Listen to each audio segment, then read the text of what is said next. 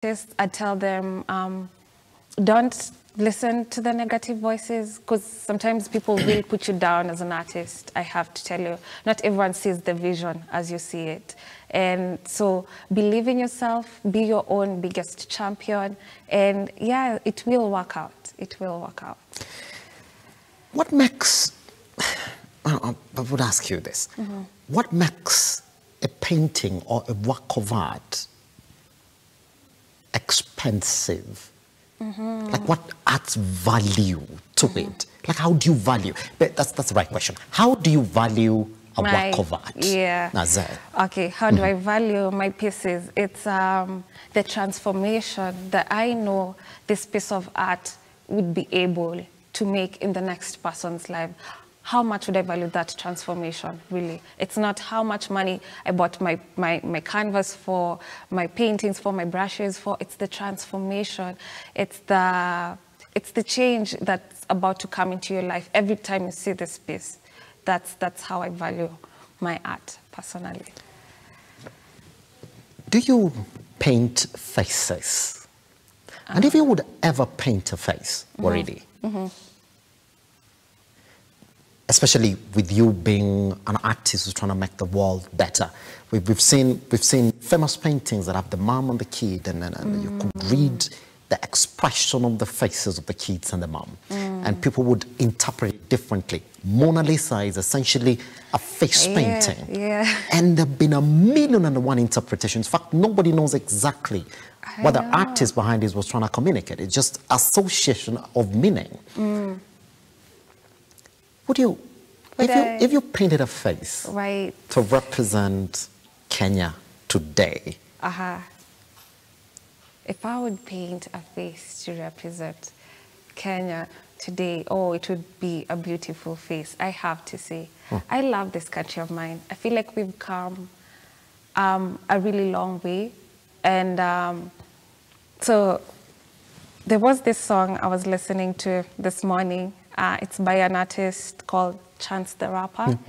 And it's about it was essentially about Black pride and how far Black people have come. And in the music video, he features Kenya shortly, the Mau Mau revolution.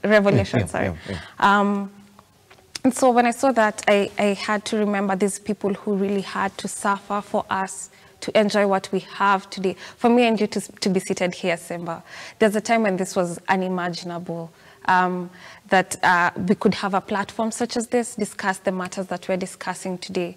And so I feel like Kenya right now as a country is a very, very beautiful country.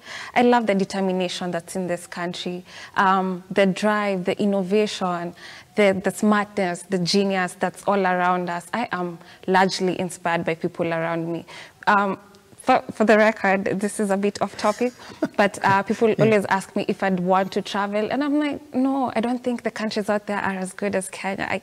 I love it here. I love it. So if I was to paint a face that represents Kenya, I'd really look for the most beautiful person I know. And to represent that pain. And probably have them smile. Is that what it is? Yes, and have them smile. Right. Let's move on to the next part then.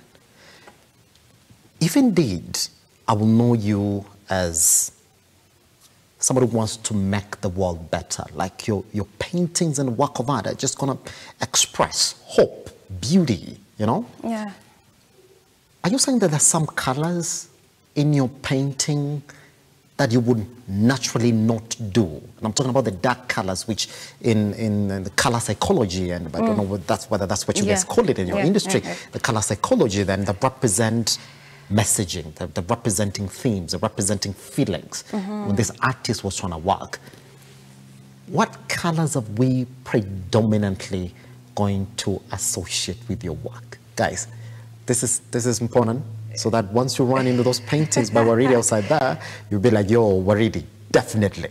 Isn't it?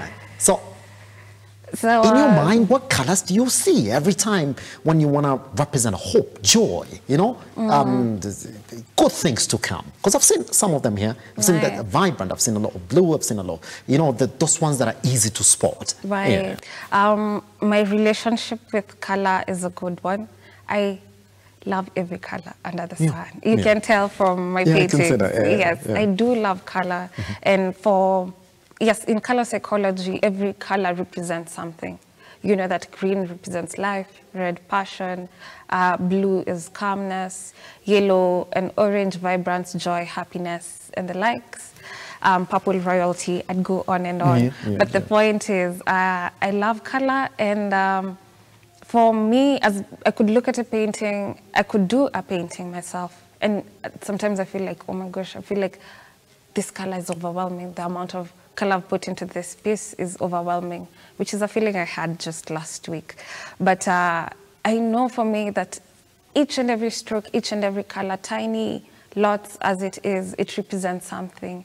So for me, I don't think there's a color that I'd set aside and be like, no, this one I don't. If it's time for it to be represented, if it's time for that color to put out a message for me, it's time for you to show up.